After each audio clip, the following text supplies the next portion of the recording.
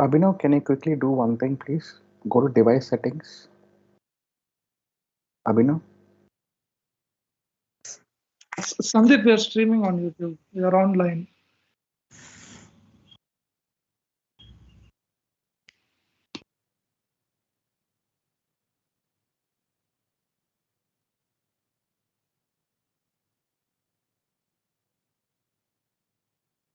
Yes, Imran, you may start, please. Okay, thank you. Good day, faculties, fellow moderators, panelists, and our dear viewers. Our first topic for today is making sense of urban life after COVID pandemic. To discuss this topic, some bizarre urban case studies were selected. What do I mean by bizarre? Bizarre urban case studies, these are case studies that have taken an unusual approach, an unfamiliar approach, which we are not being used to. That is, urban case studies which have not followed the normal approach of urban design, which we are used to. As we all know, the COVID pandemic has affected our lives and our environment one way or the other. The way it has affected us is we people not being to walk around, not being to go outside to use our urban spaces. As we all know, we human beings, people, we are the main driving force to the urban spaces. That is, we are the users. Without us, then the urban spaces which we have, it can be functional. So, with this pandemic, how will our urban spaces be after? How can we make sense of our urban spaces after the pandemic? Now, during the pandemic situations, there have been lockdowns. People are not allowed to go out. So with this, we are going to look at how can we use our urban spaces after this. With the topics being selected, the case studies being selected, we are going to explain how we'll make use of our urban spaces. And I have four speakers for this first session. Okay, they will discuss how we are going to use our urban spaces. And each speaker has 8 minutes for that. And make sure we adhere to the time. I'm looking forward to have a positive discussion with you on this topic. Thank you. First speaker can start, Aish.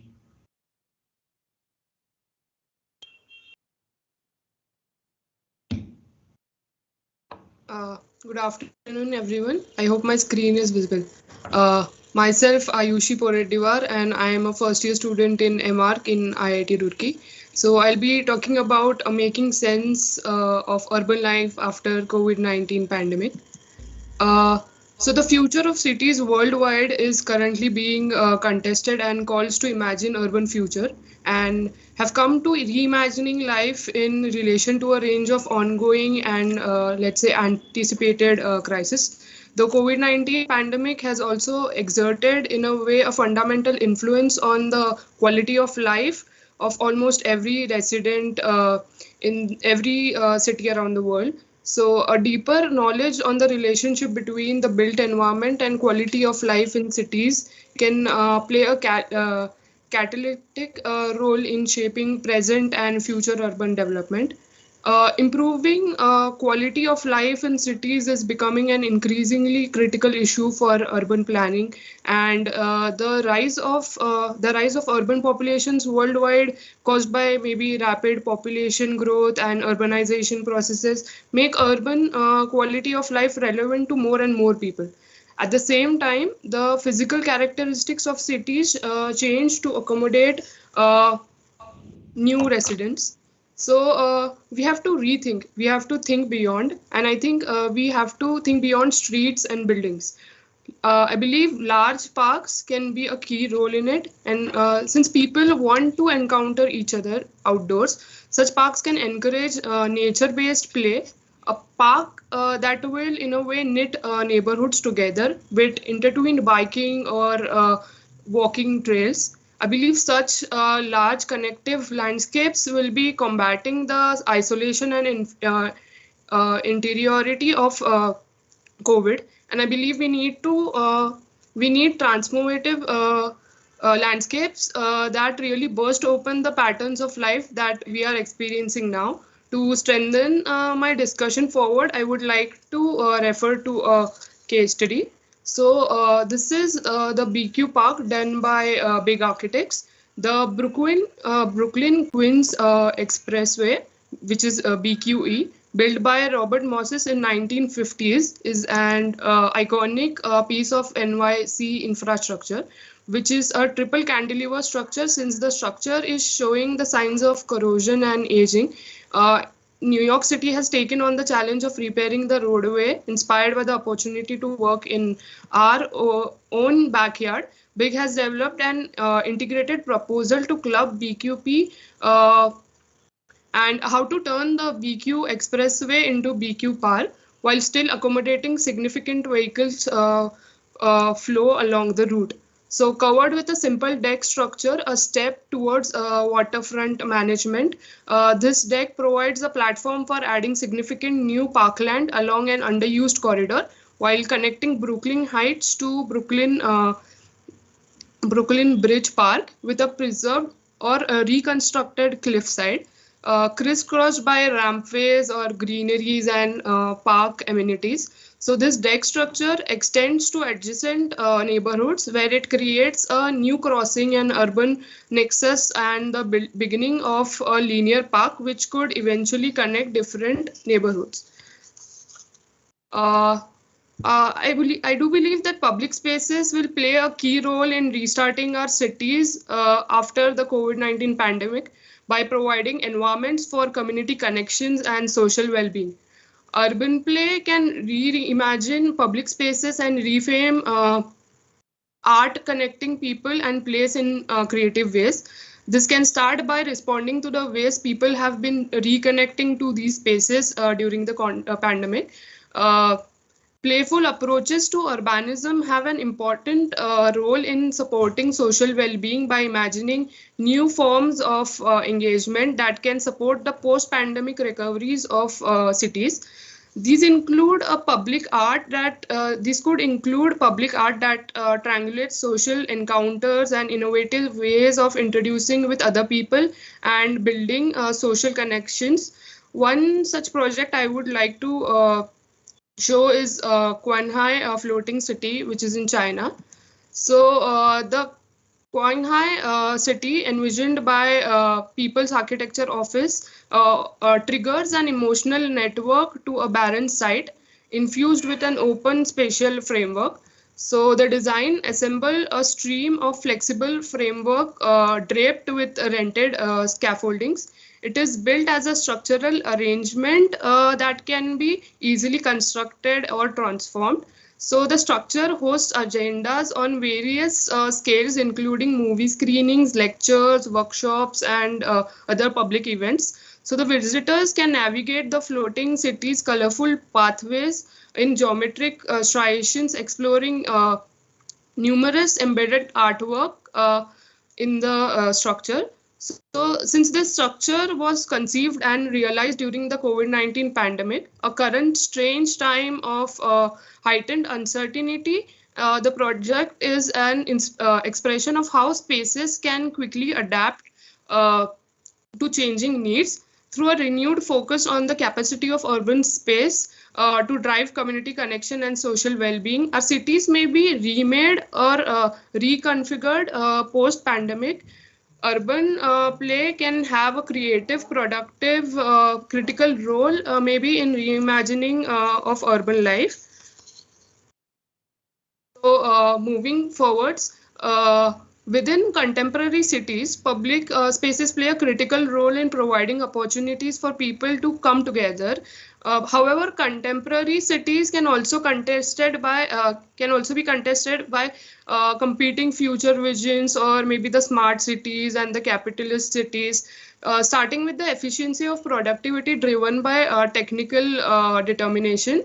Over the past decade, these visions have been changed by other value systems that focus on play, people, and place and community.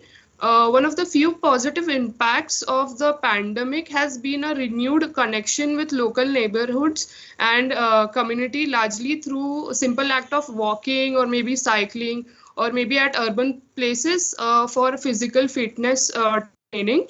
One such project I would like to discuss is landscape be play landscape be mine.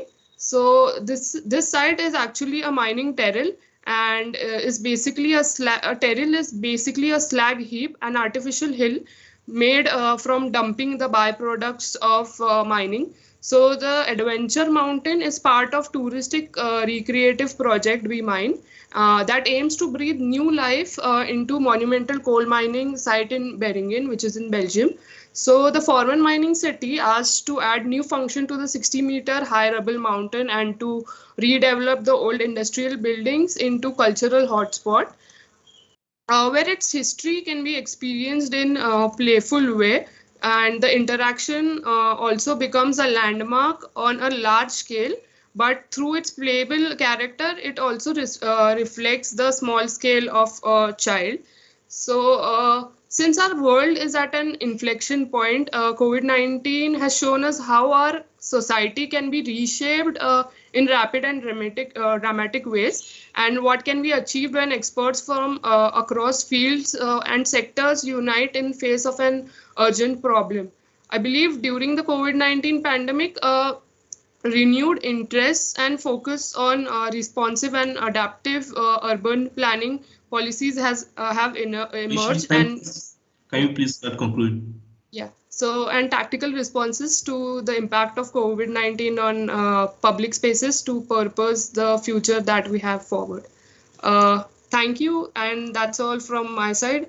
I'll request the next panelist to come forward, please.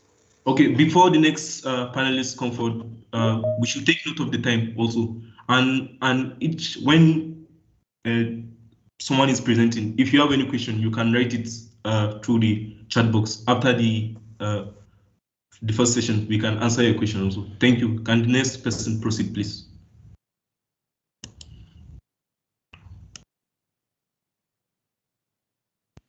Yes. Can you see my screen? Yes, your screen is visible. Okay, very good afternoon to everyone.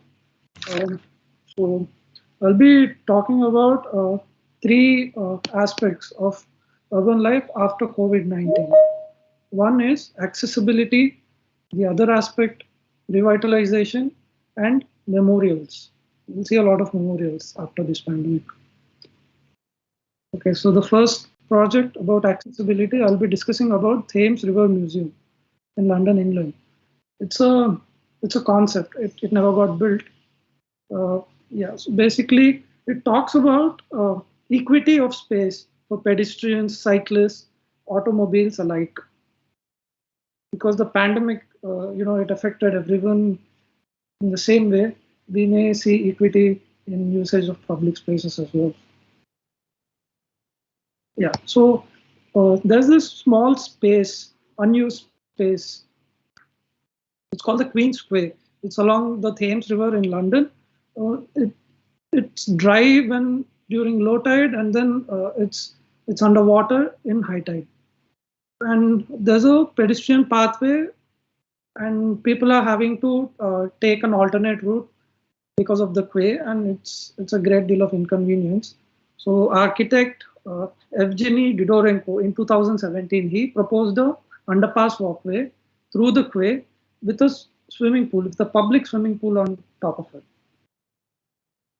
And what's interesting about this underpass is you get views of the river. During high tide, you see what's under the river, and during low tide, you see what's above the river. And it's a very, you see patterns of nature, and that's what makes it interesting. That's what makes this public space interesting. I'll go to the next one. The second one is a sea organ in Zadar, Croatia. This is an example of what used to be a very simple waterfront promenade, and now it sings out to people to engage with the space.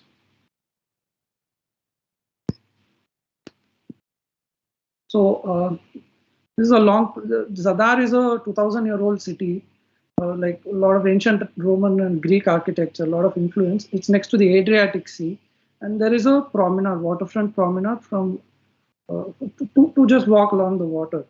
And this project was proposed to connect people of Zadar city with the Adriatic Sea. So the architect has proposed a 70-foot long musical instrument. It's similar to a mouth organ, but the sea waves are playing the organ. And the way it's being designed, uh, as you can see here, uh, you start like you keep coming from the city, and then there's a uh, gradual depth into the sea, step by step. So it's encouraging you to take step down into the sea. And the way it's been designed, towards the higher steps we have high pitch sounds, towards the lower steps we have low pitch sounds. Usually high pitch sounds are associated with opera and mind stimulation. So on the higher steps we see a man playing with the sea organ. He's playing his violin with the sea organ. And on the low pitch side, it's more of a bassy tone, similar to what you see in dance parties mm, or any even religious gatherings. So it encourages people to be physically active, and yeah, there are more steps, like the steps lead into the sea, so people are actually physically getting involved with the project. Yeah, yeah. Or what really the thought that I got after looking at this project is it reminds me of the Pied Piper of Hamelin. There's a musical instrument here, and then people are being drawn towards it. So it kind of reminds me of that. Go to the next project. This one is a memorial. It's called Jojutla Central Gardens in Mexico. In 2017, a very massive earthquake struck Mexico around around the Richter scale, around 7.2 or something on the Richter scale. And yeah, a lot of buildings they fell down. There was a lot of loss at that time. And this is the garden that you see here. So what happened was the new buildings that were there, they could not really stand during the earthquake, and they collapsed. But some of the old structures, the local architecture of the place managed to survive. And this memorial is like a homage to the traditional architecture of the region. As you can see, there are vault-like structures. They're not really covered on top, but we're just celebrating the style of the architecture, the local style of the Can we architecture. start concluding time? We should stick to the time, please. Yes, these are some more pictures of the central gardens. These are my references, and thank you. Thank you for this opportunity. Next presenter, please.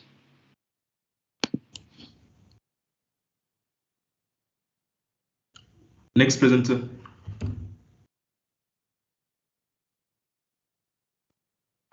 Good afternoon, everyone. I'm Abhinav Kumar from AMAG first year.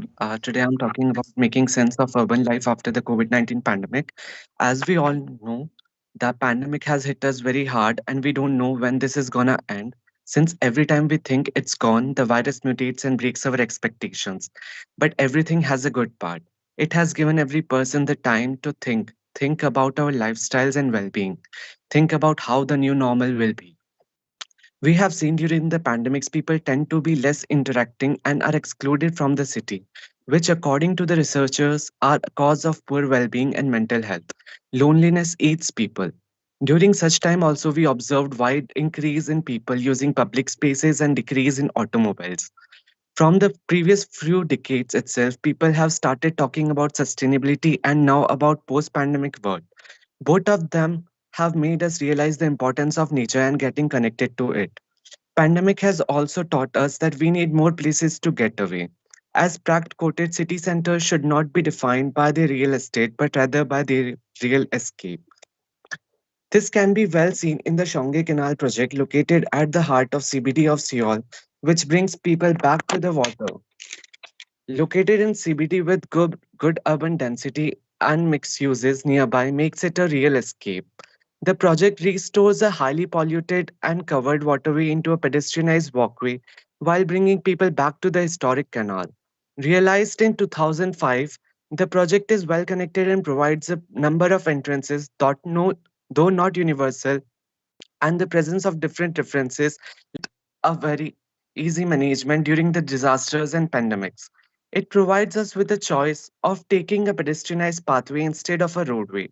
It offers modality of uses where one can sit by the water, have chit chats, watch waterfall, and relax to the sounds, and have exhibitions or take a pic or two. It segregates the crowd with choices. It's diverse in experiences and promotes zero energy consumption mobility while providing freedom and democracy of people with respect to physical distances. It considers rise of water levels and materials like stone that are used that requires very less maintenance and management cost and that can sustain even in a crisis. The project was successful in mitigating flood and increasing the biodiversity of the nearby areas and has become a model for sustainable development. This project is very active on social media too. Leaving aside the benefits and facts, the pedestrianized haven promotes vocability, which is a zero energy consumption mobility. We are leading to a future where we really need to think about it, even about promoting cycling. During the pandemic itself, when gyms and sports were closed, we could see a boom in bicycling. Growth rates were even more than 100%. Many countries have already started encouraging cycling, like Bogota, Belgium, etc. In Limbers, uh, moving forward, we really need to switch to cycling, and as designers, should incorporate better experiences for them. Belgium has already initiated it by incorporating cycling through nature. In Limburg's province of Belgium, there exists a pathway for cyclists that provide a unique experience of cycling through water. It's a 3-meter wide track with water at eye level on both sides. It's also less maintenance requiring project that provides modality of uses like walking, jogging, and cycling and allow you to interact with nature. This project also increases the biodiversity of the region. Belgium itself also has provided unique experiences of cycling through the trees and heathlands. We can see that even a small connection with nature can create a big difference. I think we should learn from the past, where there were a whole Gurukul system which allowed an outdoor learning experience for the children, where we are more connected to the nature, we are more fit. Um, Even in recent times, we can see this project by Newts, this bookworm, uh, that provides an outdoor learning and reading and browsing experience where the inside out nature of design connects you to the nature. We all are aware of the benefits of outdoor learning, which makes us fit. And as we all know, we are in a race where the fittest of all will survive. Hence, we should all realize that we are moving towards an era where public spaces and nature both play a vital role in the urban life after pandemic. Public places need to be thought in connection to nature. These are the references. Thank you.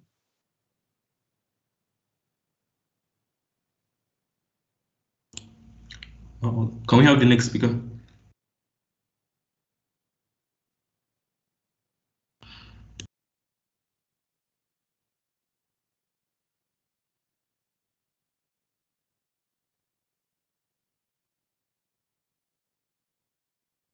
Namaste, everyone.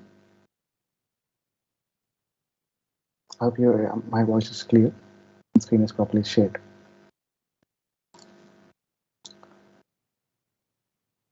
Myself, Sandeep Kasina. I'm currently pursuing my master's degree in architecture at Department of Architecture and Planning, IIT Roorkee.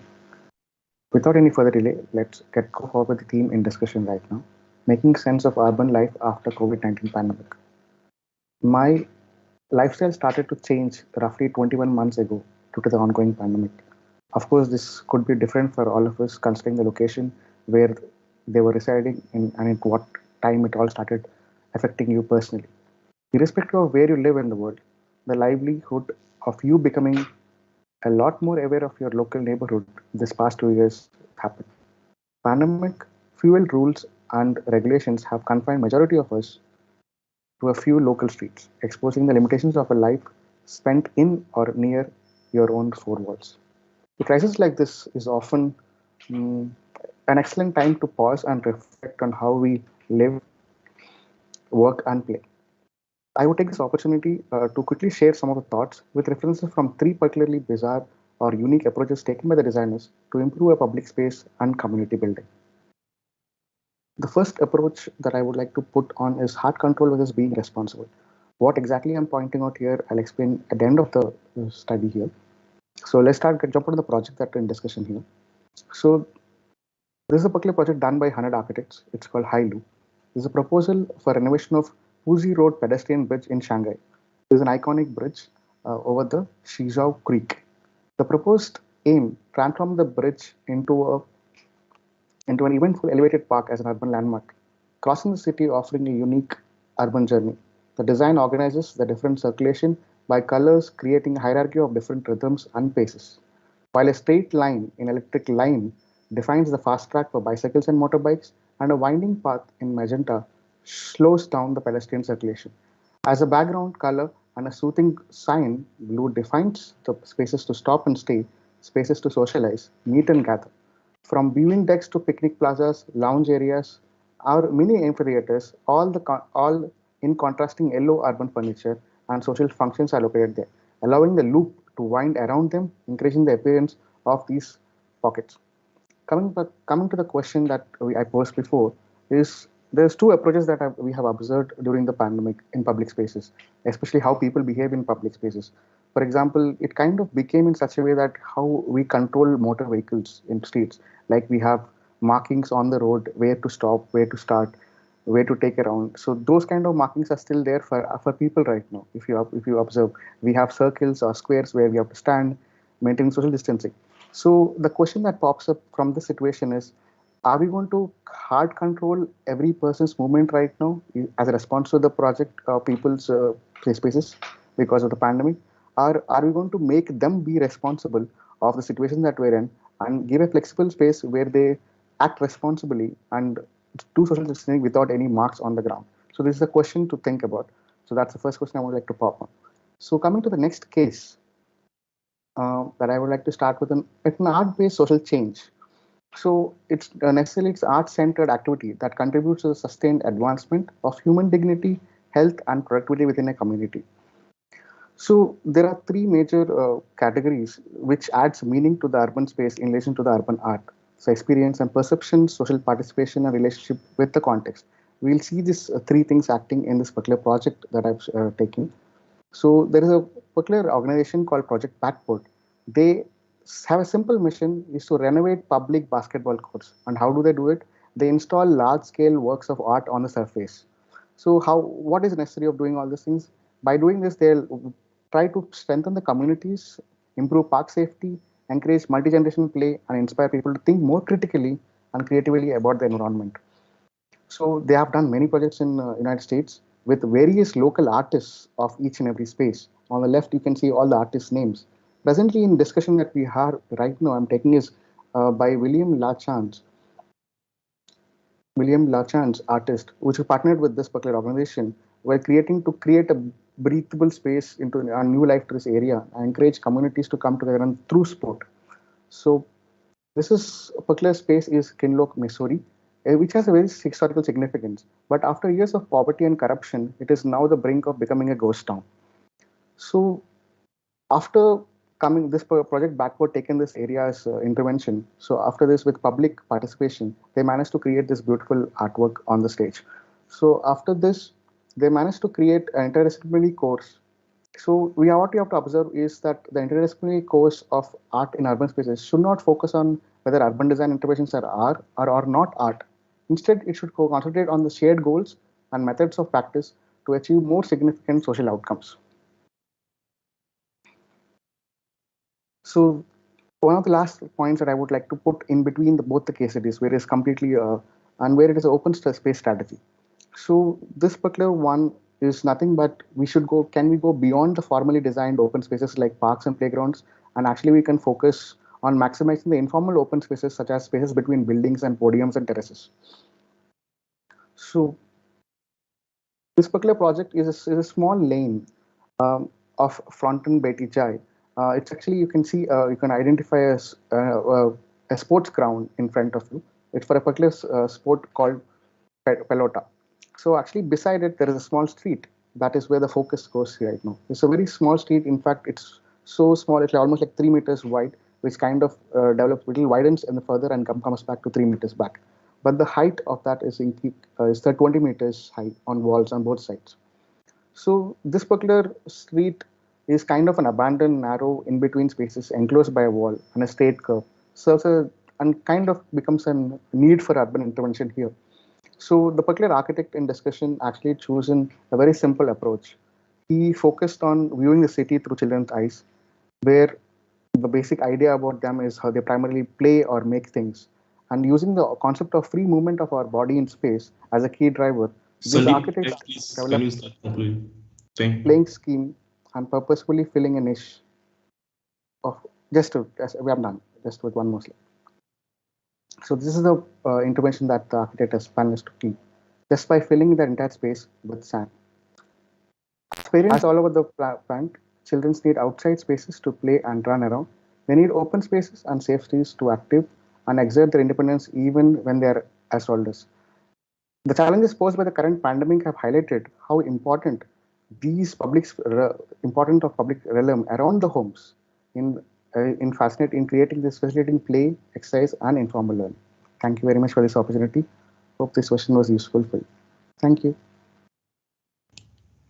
Thank you so much, Sandeep. The next speaker, Aditya. Yeah.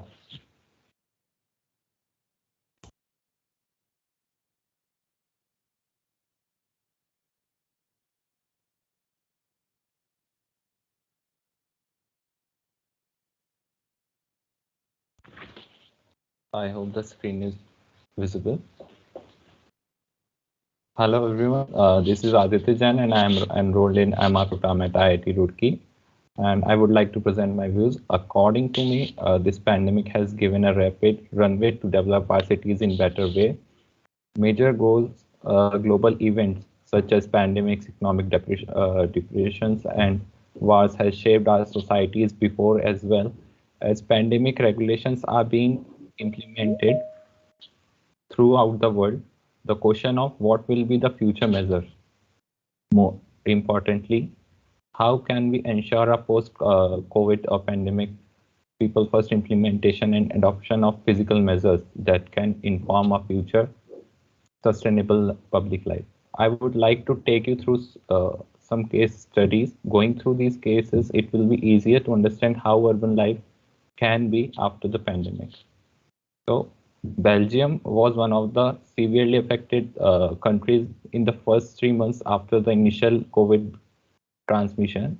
These countries were continuously trying to take feasible measures to combat the pandemic effectively since the outbreak. Bruges, the city of Bruges, that is the heritage city of Belgium, got major hit back in its tourism sector after the COVID outbreak. So there is a canal in the city that is running along the heritage buildings facades is the unique element of Bruges, providing beautiful landscape. Designer tried to alter the boundary, of the canal and make people move more towards the water side. In this way, by creating a recreational space where people can enjoy on the water and take water body not just as a borrowed landscape. There are no guardrails on the floating island, so feel free to sit on. They feel free to sit on the edge. Also, the urban play can have a creative, a productive, critical role in the reimagination of the post-pandemic urban life, and the playful approach of the designer towards urbanism that has an important role in supporting social well-being by imagining new forms of engagement that can support the post-pandemic recovery of cities. Also, lower income groups, for example, may rely on urban public spaces for social interaction more than the more affluent, who may have more spaces at home for social interaction than the less affluent, we catalyst for more safer buildings environment. The project that is I'm going to show you now. The project is about the rehabilitation of public stairs that is done recently in 2020. The project takes on different challenges such as urban displacement and social integration. Until 2014, there these stairs were used by the soldiers. Peace was established in 2014, but after that also these stairs were not used for social interaction. They were just mere pathway. So, uh, but in 2000, during COVID, after COVID breakdown, we can see that the children can be seen playing on these stairs, and people can be seen interacting with each other. So during the design process, needs and priorities of the local people were considered by conducting different group discussions. This helped everyone to voice their concerns and aspirations. There was sense of identity and heritage also that was achieved through design elements, and it is clear from the findings of the research uh, adaptive public spaces place for people in the pandemic and beyond that. So in the research, it was found that spaces that reflected residents' needs, historic character, and the arts had more regular visits from the residents. It also suggests community participation and responsive engagement is also vital for equitable spaces. Coming to the third project, Superkalian, is it is an ethnically diverse and socially challenged neighborhood. The park is provided with 60 different objects coming from different nationalities of the people inhabiting the neighborhood.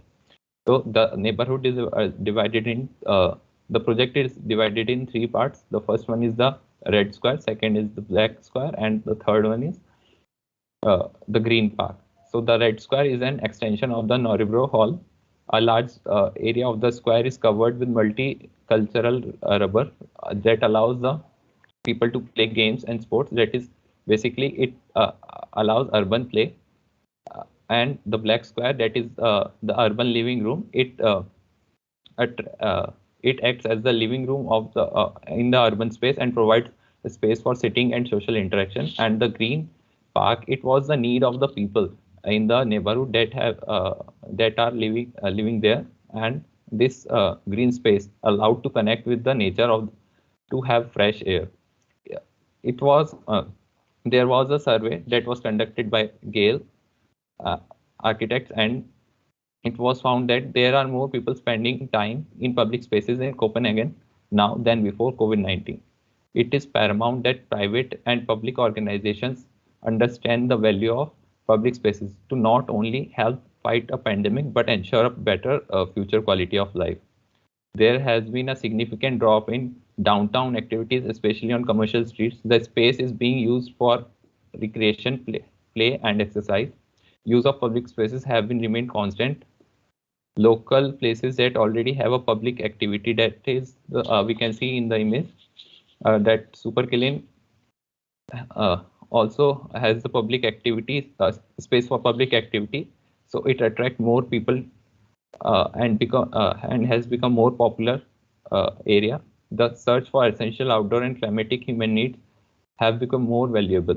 Despite the pandemic, humans are still wants places that invite for sensory experiences, and good climatic conditions continue to be more sought after. Superkilian has provided many aspects such as connection with nature, and people were able to connect to the objects which attracted them to use the space more. A network of play spaces has a greater goal, developing interaction and engagement between residents and the neighborhood from the entire city. Urban play has the potential to overcome barriers among people and to entice interaction and engagement between citizens, leading to a social activation of the city. So, now concluding with the city, what are the changes we can hope to see? Cities have gone stronger.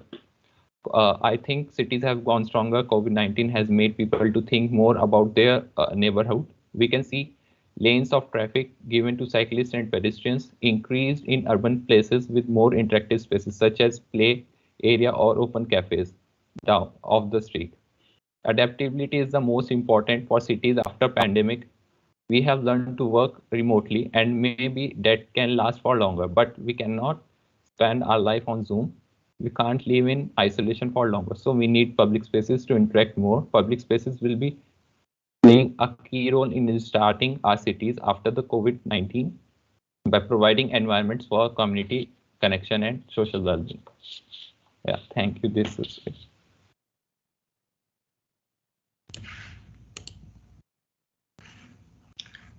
Thank you so much for your discussion. Okay, what a lively discussion. What we have learned so far is in this discussion is that we architects, urban design, we need designers, we need to think beyond streets and buildings.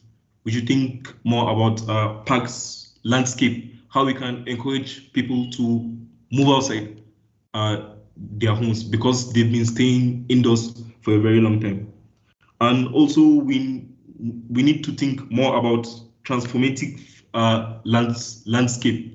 Okay, and one of these speakers also talk about revitalization, in which how we can bring more life, energy, and success to a particular place there, and also the way we can bring art into urban spaces. Okay, in which bringing art to urban spaces encourages people and more users to get engaged to that particular space. And we also learned that exercising, we should make urban spaces in such a way people can exercise there. And if you have more questions for our panelists, you can ask your questions now. This is the right time to ask questions. If you don't have this thing, I have questions for the panelists. My question is this: will the present state of urban life during the pandemic be the new normal, or we should drift back into the pre-pandemic lifestyle? I don't know if anyone can explain this to me.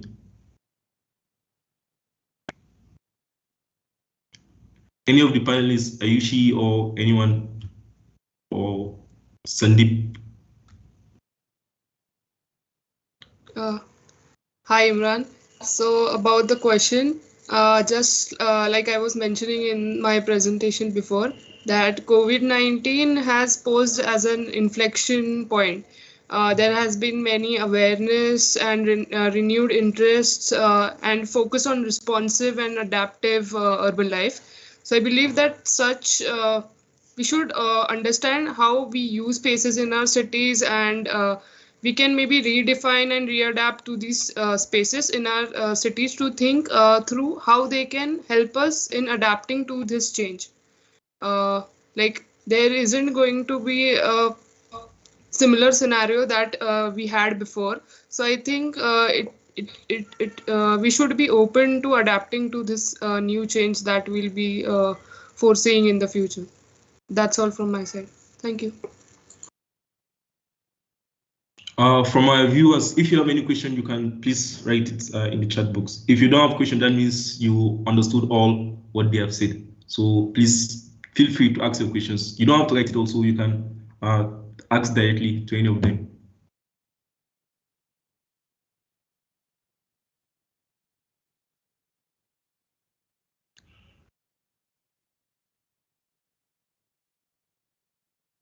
Okay, I think this thing we don't have more questions. Without questions, I think okay.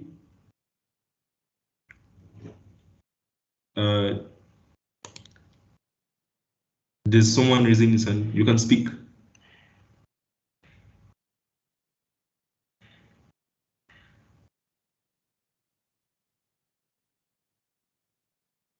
Someone was raising his hand. You can say what you want. Please use the chat box if you're not able to.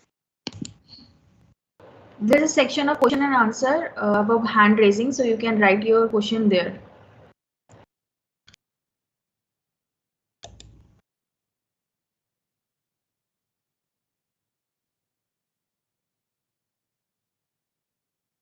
Your question is published. Please, Imran, can you read it loud? Yeah, there's a question published. This question is from Pragab Ajay. being an urbanists talk about public spaces and developing them to make a better setup for the people to interact and relax. But what we learned during the pandemic was that we were locked inside and all such spaces were restricted. What else can be thought regarding such scenarios? Do you understand the question? Or I should come again?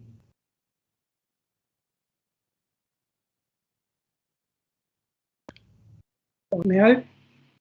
Yes, you can. So the name itself suggests lockdown. We were all locked down in our places. We were more like prisoners, I felt. Like we didn't have freedom to move around. We were just locked down in our own homes. That's my view. Can I also share my opinion? Can I also share? Hello? Hello? Yes, Sandeep, we can hear you. Yeah. So actually, I presented one of the thoughts there in my presentation also about is it going to be responsible or is it going to be, for example, this time what happened is definitely is a first time for us, or we have unaware of it, uncertain of how things work and how things will go forward. But end of the day, at the same time, while this lockdown is happening, people did realize in their small neighborhoods, they realized they need those spaces back. After 1 week of lockdown, they realized the value of those and they started trying to act responsibly and actually access back city actually. So the value of that is still there. So only thing, if a better design can definitely help them to completely access for future also is what my belief is. Because that value is what was not there before. Only who are interested in going out, but people are prefer to stay indoors only. Some people. Now the things are going to change. So I'm looking at a very optimistic point of view. Thank you. I hope that answers a thought from your portion. Anyone has something more to add to the question?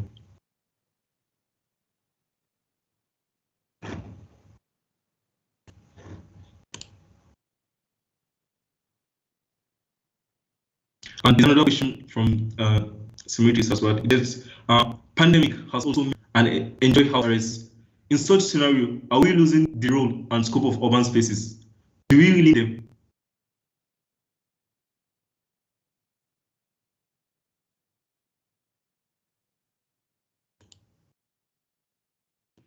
I think I'll take that question. The homes that we live in, they're very they're designed based on certain economical parameters. Like most of the real estate that we see in urban cities, like metropolitan cities, they're all made to maximize profit, not for great livability. So it was not a very enjoyable house arrest, I felt, because I was stuck in a city during.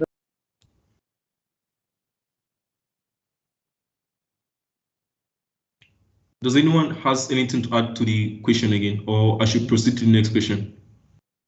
Can I add to make at this point of view also? In my point Yes, of you can view, also.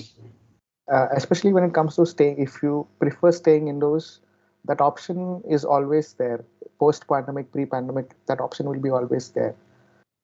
I mean, if you don't want to go out. But the question comes into picture when it's not suddenly something that we realize right now that we started loving our homes or we want to stuck in house. I think that's the difference. Okay, thank you. There's another question also. It says, with the theme of session 1 being making sense of urban life after COVID-19 pandemic, that she would like to know your views, looking at it from an Indian perspective. I saw just Bokom as an Indian example. So she will want to know more which aspects can be used in India. Does anyone can give more aspects that this thing, how to make sense of urban life after the COVID-19 pandemic that can be practiced in India?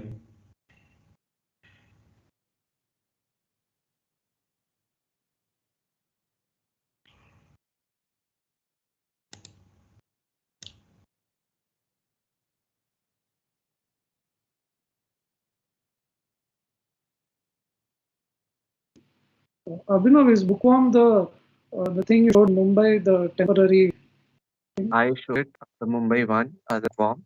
But like talking about urban life from the Indian perspective, I would like to add on that in India, we have a very diversity in population densities and everything. But initiative like bookworm can be incorporated in a like that was a like can be an example for deployable pavilion where you can actually connect to the nature at the same moment, but like you can move that. Uh, Designed to some other places also like that connects people to the nature. So according to me, we should like incorporate different elements in the nature. Like when we are locked down, we really feel like that at least some of the areas are accessible. Like when we live in a housing colony or something, we are allowed to move just into our neighborhoods. So we can actually incorporate public spaces in our neighborhoods and look forward towards a like 15-minute city or 200-meter city. Like we can forward towards public spaces in our accessibility during the pandemics also, so that we can actually be fitter and like do social interactions and feel better and have a better well-being for ourselves. Thank you so much, Abhinav. I think there are no more questions for this session. With no questions, I would like to conclude this session. You guys have done very good. I would like to call the next moderator to take over from me. Thank you so much. Thank you, Thank you, Imran. Imran. Thank you. Thank you. Thank you, Imran. I am Rishi, and I would like panel 2 members to please switch on your videos.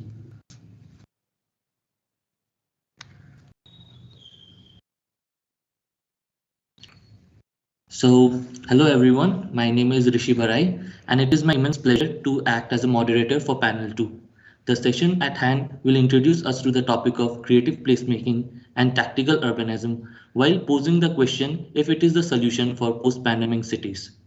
Creative placemaking is a process where community members, artists, art and cultural organizations, community developers and stakeholders use art and cultural strategies to implement community-led changes. While tactical urbanism approach refers to a city, an organization, or a citizen-led approach to neighborhood building using a short-term or low-cost and scalable intervention to catalyze a long-term change. Both of these strategies employs high community involvement and can also refer to as urban acupuncture and urban prototyping. It is the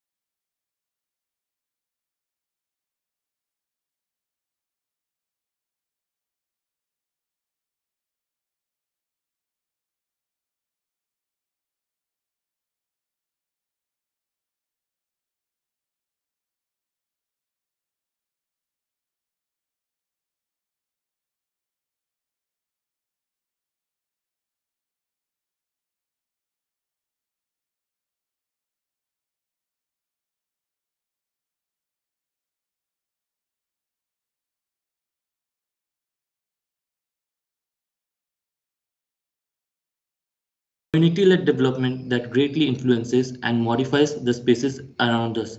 So keeping that mind in, keeping the question percolating in the back of our mind, we will now proceed with our first panelist for discussion. I would like to invite Archita Shah to begin. And one gentle reminder: all the panelists will have 8 minutes to present their case. My screen is visible to you. Yes, Archita. Good afternoon. This is Archita Shah from Bangladesh, currently pursuing MI degree in IIT Roorkee. I am the first presenter of the second session of this panel discussion. The title of our second session is Creative Placemaking and Tactical Urbanism, a Solution for the Post-Pandemic City. I will try to portray my view regarding this topic. We are discussing about 3 projects of public space in 3 different countries of the world. So firstly, I want to discuss in short about both the terms creative placemaking and tactical urbanism. Creative placemaking refers to the engagement of diverse people in giving shape of a physical and social character of a place with the goal of improvement of physical environment, promotion of enduring social change as well as economic development. In short, creative placemaking can transform an underutilized place into a vibrant space that can define the city dweller's life and culture. Now the second term, tactical urbanism, which refers to short-term action for long-term approach to community revitalization using low-cost, scalable placemaking interventions.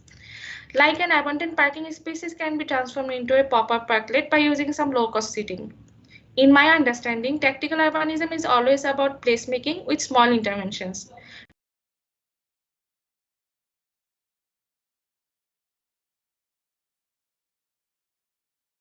Creative placemaking and tactical urbanism, both the terms are interrelated with each other. In both terms, we are talking about community engagement. So now coming to my first case study project, Skuro Beach, by Big Architects. It is a design idea for a competition entry in Sweden, Stockholm. The project was about designing a new bridge beside the existing iconic Skuro Beach structure to solve current traffic congestion. The design idea emphasizes not only in the connectivity for the people in the motor vehicles, but also for the people on foot. The underspace of the new bridge, proposed as a pedestrian bridge with a constructive arc, resembles a hill between the two sides of the street. So when we are talking about placemaking can reach at its best when it connects people and places, especially in pedestrian or transit corridors, or when it adds new ideas to a familiar place. Bearing this in mind, I can say this design idea sets an example for such design approaches of highway bridges who act as intersection over an untouched natural landscape.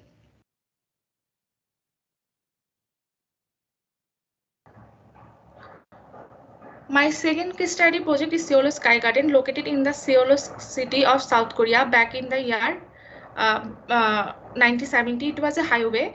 Because of facing some life hazards later it was proposed to transform into such a space so that it can change the daily experience of crossing city center of thousands city people of Seoul.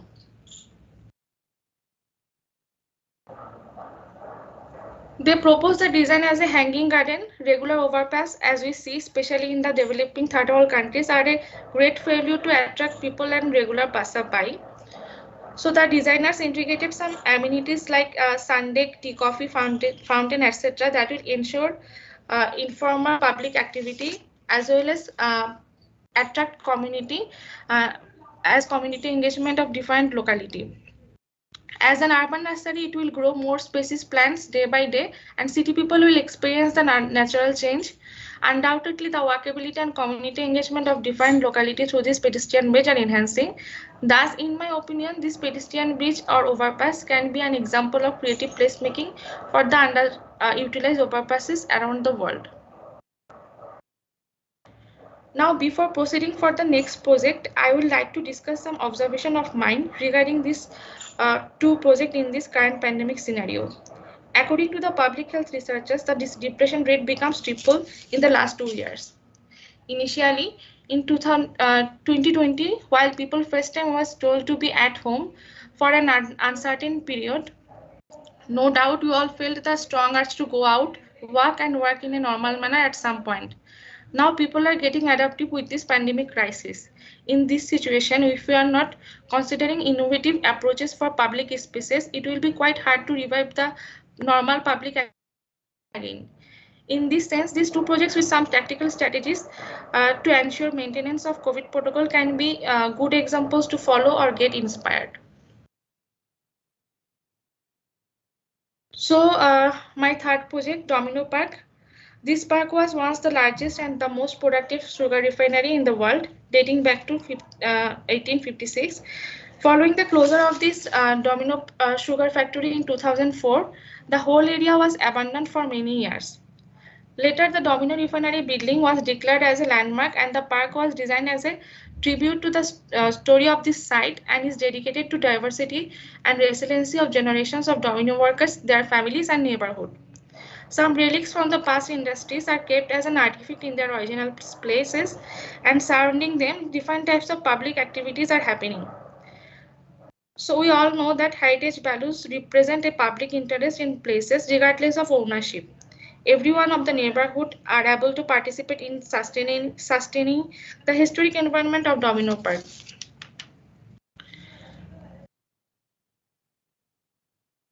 Now, during the COVID-19 pandemic, the projects tried some tactical strategies to be open for the neighborhood people. So they has introduced a series of painted social distancing circles in its open public spaces and have to draw a circle of 8 feet in diameter where 2 people can sit for 4 hours. They also put some signage regarding COVID-19 protocols like wearing masks, maintaining social distances, etc. So in the end, I would like to discuss the relation of tactical urbanism and creative placemaking with the post-pandemic scenario. So during this pandemic situation, many urban citizens are experiencing lifestyle changes from containment measures such as lockdowns, quarantine, curfews, etc. Undoubtedly, the health of cities, communities, and neighborhoods is directly linked to access to public open spaces within communities. The COVID-19 pandemic situation may over one day, but the impact that is living in our mind may remain forever. The importance of public spaces for our physical and mental well-being has come to light in the early days of the pandemic. In my opinion, if we can integrate tactical strategies in creative pandemic resilient public spaces, the role of creative placemaking will be served, as the long-term resilience of cities and people can only be sustained. Thank you.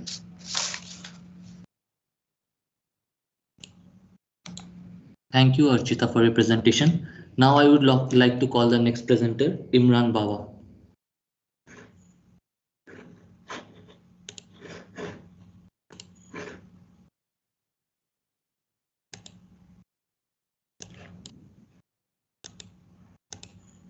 Is my screen visible? Yes, Imran, your screen is visible. Good afternoon, everyone. My name is Imran Bawa Ubam. First year MAC student. Topic for today is creative placemaking and technical urbanism, a solution for the post-pandemic city. Now, I want to give you guys an idea about what technical urbanism is and creative placemaking. If I want to explain to a layman what technical urbanism is, technical urbanism is the way we design our urban space with less effort, okay, that will make short-term, that will make long-term change into the society. This has to say that technical urbanism and creative placemaking, they are similar things. And creative placemaking is a process where community members, artists, and art and culture organizations come together to develop various urban spaces. And one thing in technical urbanism is you don't approach technical urbanism directly. You make small efforts, little change. You approach it tactically to make changes in the environment. So the question is creative placemaking and technical urbanism a solution for the post-pandemic city? What I will say to this question is yes, and I'll explain how. Now, when you realize during the pandemic, okay, we can't make use of our urban spaces, okay, and for you to, without us making use of our urban spaces, how can we make use of our urban spaces? So that's when creative placemaking and technical urbanism comes, because in both creative placemaking and technical urbanism, like members of societies, they can come to the already made urban spaces to make little changes there, which can suit them both during the pandemic. The problem now with our urban spaces is that we can't use them now during this pandemic period. So when we give technical urbanism, because in technical urbanism, we don't have to spend much more money to make those changes to the environment, and creative placemaking, which will make our neighborhood, each neighborhood become to make spaces which they can use during the pandemic. So for this project, this is a project in Slovenia. The name of the project is Promenade. Okay, and the architects which works on the project, the firm is Enota. Okay, about this project is there was a flooded area, okay, which in this flooded area, what they did was that they tried to make an urban space where people can sit, where people can walk, where people they can stand and view. That's what they tried to make here. And this place is an important area in the city center of the place since the 1950s. And the place is designed with the idea of a garden city. But now the problem is that during pandemic, as you can see with this image here, you can't achieve we can't achieve this picture. People can't stay like this during the pandemic. So it is important that with this scenario, this is where we bring technical urbanism or creative placemaking, in which we can make users to use this urban space here. For example, now with this, we can bring artists, which they can come, they can maybe paint areas which to achieve social distance and all. And one of the things about these projects, doing how someone can use this project is that people can come during the pandemic when they are tired of staying indoors. They can come outside to enjoy the nature there. That's how it can positively affect them during the pandemic. In this project has the aim of the project is to provide more green spaces and more programs. But the problem is during pandemic, we can't achieve more programs because of the population density that is going to be there. So we need to see aspect which we can provide more green spaces, which they're going to be important during pandemic. Then there's another case study, Little Island Park, which is done by Hartwick Studio. This park is located in New York, United States, and it is done by Hartwick Studio. With this, they decided to create 3 new performance venues on the river. Okay, this shows us that we don't have to use the land to make new design spaces. And again, with these projects, as you can see, we can't achieve. This is not a good scenario to look at during a pandemic. Era. So with this, how architects and urban designers are meant to supposed to approach their design is with this more flexibility. Nowadays, the urban spaces are not prepared for pandemics or climate change. So in this design, we needed to provide more flexibility and all. So that's where this thing we bring in technical urbanism, because we are not going to spend much more money, much more cost. Is something a group of individuals can come and change. And this sitting also, we can't achieve it during the pandemic. So we can look at creative placemaking where people they can come together and see how can we make use of this particular space here.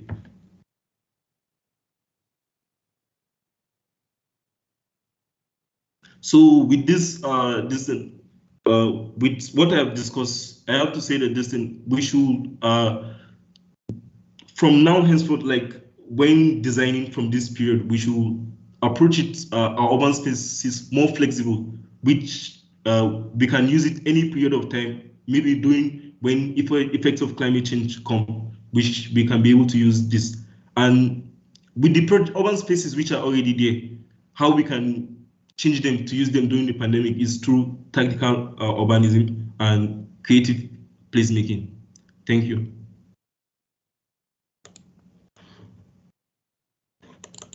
Thank you, Imran, for your presentation.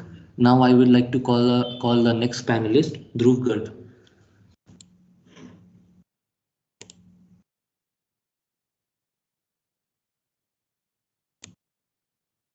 Hello everyone. I hope the screen is visible. Am I audible? Yes, Dhruv, you're audible and your screen is visible. Please proceed. Thank you. Hello everyone. Myself Dhruv, and I'm currently pursuing my master's degree from IIT Roorkee. And first, I would like to thank Rishi for introducing the question so beautifully. So, all of us are currently undergoing the third wave of COVID pandemic. During the last 2 years, we have seen various disciplines and communities come together to fight it at a scale that was previously unconceivable by human imagination. One of those was the design community, which undertook the job of providing comfortable surroundings and interactive living conditions to people. Let's rewind the clock back a few months to the early 2020s. It was a time when a cure was months away, but design, it was still there. Designers couldn't treat people, but were able to provide them with a feeling of unity and comfort of company in an otherwise chaotic world. In a world where everyone was drifting apart more and more, it was urban designers who held the baton of bringing everyone together safely and methodically. Simple and low-cost experiments in urban spaces started popping up all over the globe. Tactical urbanism and creative placemaking had soon become the way to move forward. But the question still remains: how are these small interventions able to help people during COVID pandemic? And will they be able to continue doing so post-pandemic as well? So, starting with a little architectural pun, I would say that the framework for tactical urbanism is built on the foundation of bringing people together. And it's not like we have to construct any large pavilions or structures, especially to make people talk. Even the smallest elements can be used to bring people together. Let us consider a window as an example. Windows are so common that we don't even give them a second glance while walking down the street or in our houses. It was during the time of pandemic that people realized the true value of windows.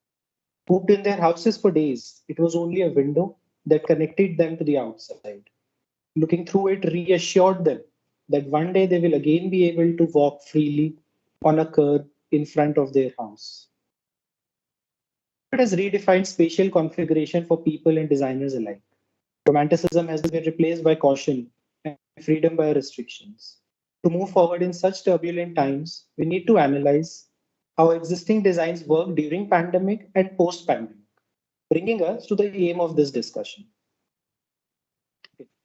Configuration of space. The first case I'm going to talk about is Garden of Cosmic Speculations located in Scotland. Designed by the noted architect and designer Charles Jenks, the Garden of Cosmic Speculations defines a new grammar of urban design. Each and every element in this space is based on some kind of a mathematical formula or scientific principle. Be it the universal cascade, which descends through 13 billion years of cosmic evolution, or the black hole terrace, where distortion in time and space is evident. This project, it won't be a far stretch to say that this project is the love child of Charles Jenks. Unfortunately, this place was closed after the pandemic, and there is no current information as to when it might be opened up. But let's consider a post-COVID scenario in which the virus is eradicated and people have gone back to their normal lives.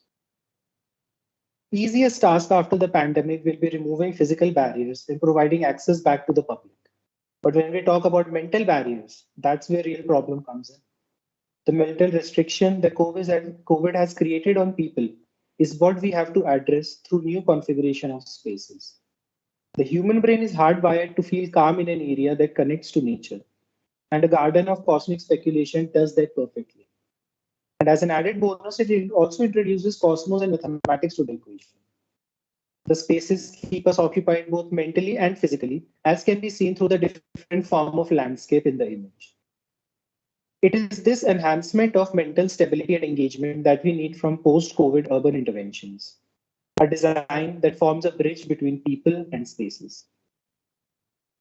Now, bringing people together. For my second case study, I would like to talk about Kami in the Whispering Forest installation within the city of Agna, Italy. The Moradavaga architects, and forgive me if I'm pronouncing the name wrong, put up this intervention in the year 2018 when no one imagined a scenario like COVID happening. But the way it brings people together is exceptional. This project is an interactive audio-visual intervention that helps people to connect and communicate at different levels. The theme revolves around Christmas and chimneys, creating a space that provides warmth and a place for spirited exchange of ideas, as is done by a fireplace in winters. The red kami hut from which all this energy emerges poses a question: where do I find Christmas? In addition, the red shining pipes also act as old style telephones, from where thoughts and stories of villagers can be heard